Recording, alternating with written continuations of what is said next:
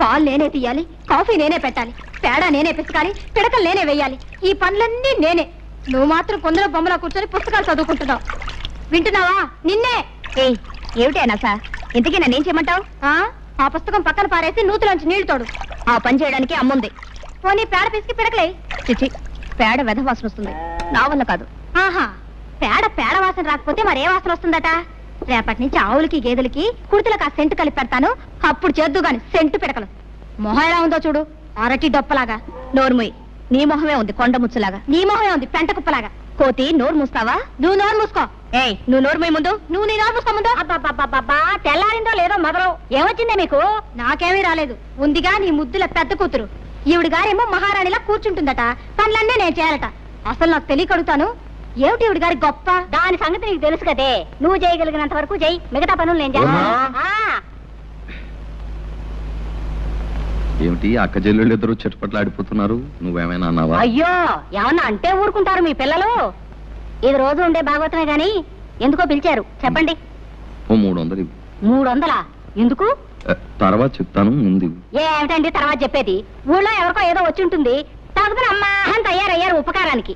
నెమ్మదిగా మాట్లాడు, ముందు. నేను ఇవ్వనండి. ఇవ్వను. నా కోపం వస్తుంది. ఏం చేస్తారు? ఏమైనా చేస్తాం. నేను ఇవ్వనంతే. ఇవ్వమంటున్నాను. చెప్పాను. సైలెన్స్. తూర్పున సూర్యుడు ఇంకా ఆలు దిద్దనే లేదు, మీరు అప్పుడే కాకా గాఘా మామాల దాకా వచ్చేసి గుణింతాలు దిద్దేసి చాచా తీచీలు అనేసుకుంటున్నారన్నమాట. మీకు బొత్తిగా భయం లేకుండా పోయిందిరా. అయినా వీధిలో అంత మందిని కూర్చోబెట్టి ఆడవాడితో తగురేట్రా నీకు? పద పద పద పద పద పద. అది కాదురా పంతులు, ఇప్పుడు ఆ సుబ్బన్నగాడు లేడు. ఎందుకు లేడు? ఉన్నాడు. వాడు పారిపోకుండా 2 మనుషులు పట్టు కూర్చున్నారు వాడిని. అది కాదురా, వాళ్ళ అమ్మకి జబ్బు చేసింది, మందు ఇప్పించకుండా ఎక్కడా ముసిల్దాన్ని చంపేస్తాడో నాకు భయం వేసి వాడిని నానా చేవాట్లు పెట్టి, ఒరే వెధవా ఇంటికి రారా 300 ఇస్తాను అని చెప్పి. ఇస్తానంటారు? ఉపకారానికి ఊరిని ఉద్ధరించడానికి మనకున్న 25 ఎకరాల పొలాన్ని 5 ఎకరాలు చేశారు.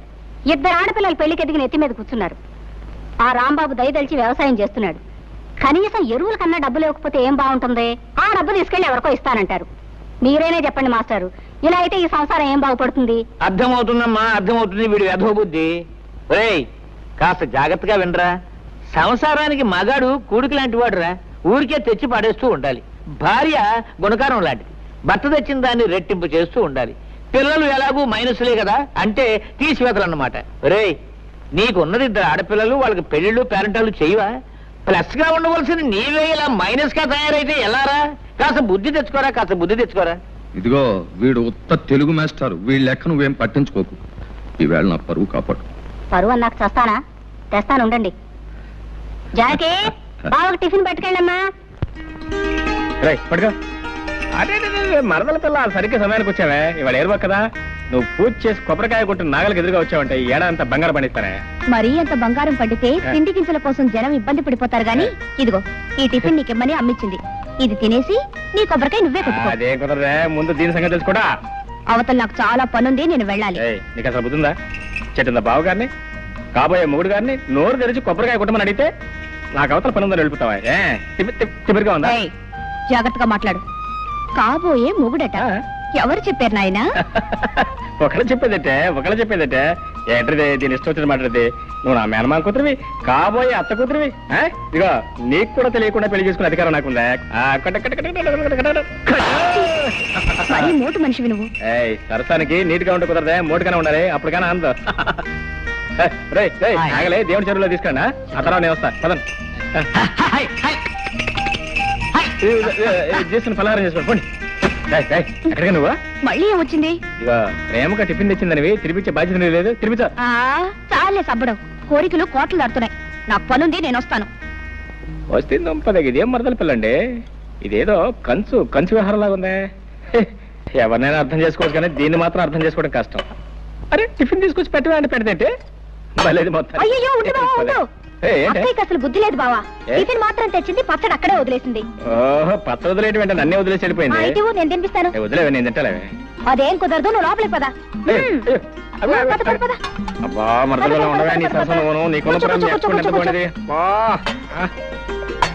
ఏంటి టిఫినా? ఏం టిఫినా? ఆహా, ఇడ్లీ దోశలు. ఇదేంటో, అబ్బో కొబ్బరి చట్నీ. ఏమిటో విశేషం? విశేషం ఏముంది కొత్తగా? మరదలు రోజు టిఫిన్ తీసుకొచ్చి దగ్గర కూర్చొని బావగారికి తినిపించడమే విశేషం. ఆ అన్నట్టు ఇవాళ వంట చేసుకోవద్దని చెప్పింది అమ్మ. భోజనం మా ఇంటి దగ్గరే. ఓహో, పొద్దున టిఫిన్ కాకుండా మధ్యాహ్నం భోజనం కూడానా? అయితే మాంసం ముక్క కక్క దంచేస్తా. ఉండు, ఏంటది? చట్నీలో ఉప్పు సరిగ్గా సరిపోయింది. ఆహా, రుచి చూసావా? దోశ, కొబ్బరి చట్నీ. ఉండు, అయ్యో, మళ్ళీ ఏమొచ్చిందే? దోశ కూడా చాలా బాగుంది. అవును, ఇంతకు నన్ను తినేస్తావా లేదా? అయినా నీకు ఇంట్లో అత్తయ్య తిండి పెట్టలేదేమే? కోపడకు బావా. మరి ఏంటి మరి? ఇగో నీకు కావాలంటే మొత్తం తినవు, నాకేం అక్కర్లేదు, నేనేం అనుకోను. అది కాదు బావా, ఏదో బావగారివి కదా, నా చేత్తోనే తినిపిస్తే బాగుంటుంది కదా అని తిను బావా. ఆహా, చిన్నప్పటి నుంచి నువ్వే తినిపించా పాపం, లేకపోతే మా తింటే తెలీదు. ఇదిగా మరి ఇక్కడి నుంచి వెళ్తా లేదా? సరే, బావవి నా చేత్తోనే తినిపిద్దామని ఆశపడ్డాను. పోనీ ఓ పంచి, నువ్వు తినిపించు, నేను తింటాను. అట్టగా టిఫిన్ తేవడేమో నా కోసం తీసుకొచ్చింది, తందేమో సరిపోయాక నాకేం మిగులుతుంది? ఓ సోస పెట్ట.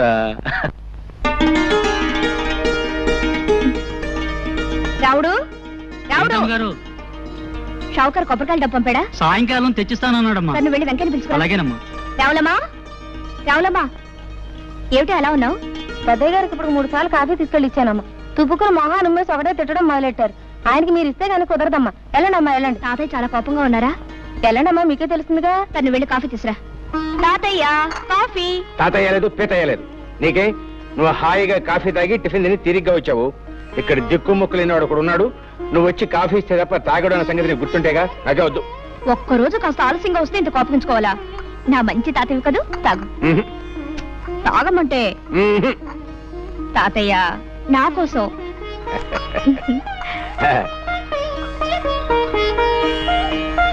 అబ్బా, అద్భుతంగా ఉందమ్మా. ఆ పని మనిషి ఇందాకిస్తే అవతల పారేశాను, అసహ్యంగా ఉందని.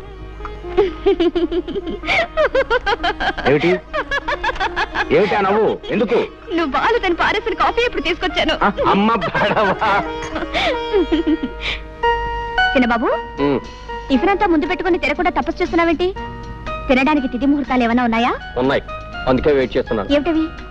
నువ్వు రావటం తిది, తినమని చెప్తాం ముహూర్తం. రోజు నువ్వు చెప్తా అలవాటు అయిపోయి నువ్వు రాకపోతే అసలు తినబుద్దే కావటం లేదు. నువ్వు పట్నంలో ఉన్న 4-5 సంవత్సరాలు ఏవి తినకుండానే ఎలా బ్రతికావు? అదేమిటి? అక్కడ నేను లేనుగా.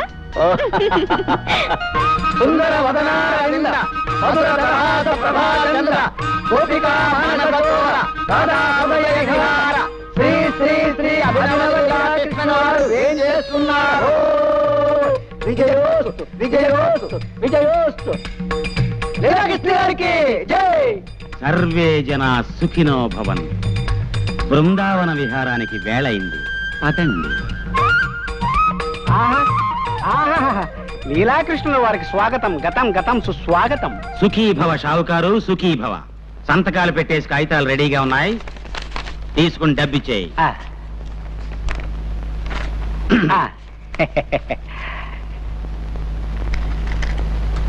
ఇదిగో బాబు, మాకు ఇవ్వాల్సిన బాకీ పోను, మిగతా మీ సొమ్ము తీసుకోండి. బాబు, సంవత్సరానికి ఇలా 4-5 ఎకరాలు అమ్మేస్తుంటే ఎలా బాబు? పిచ్చివాడా, అమాయకుడా, నీకిప్పటికి చాలా సార్లు చెప్పాను, మళ్ళీ చెప్తున్నాను విను. కృష్ణుణ్ణి నమ్ముకుని బతుకుతున్న వంశం మాది. మా తాతగారి పేరు గోపాలకృష్ణుడు.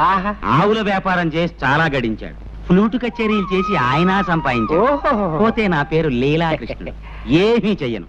బృందావనం లాంటి పల్లెల్లో లీలలు మాత్రం చేస్తుంటాను.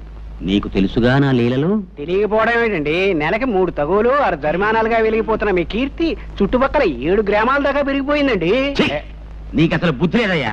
లీలల గురించి మాట్లాడుతుంటే తగులు జరిమానాల గురించి చెప్తావేంటి? అర్థం లేకున్నాను. నీకో గీతారాశి చెప్తాను విను. మనిషి బతికేది అన్నాళ్ళు 100 ఏళ్లేగా. నువ్వు చెప్పేది 100 ఏళ్ల క్రితం మాట. ఇప్పుడు అన్ని హైబ్రిడే. బియ్యం హైబ్రిడు, వంకాయల హైబ్రిడు, ములక్కాయల హైబ్రిడు,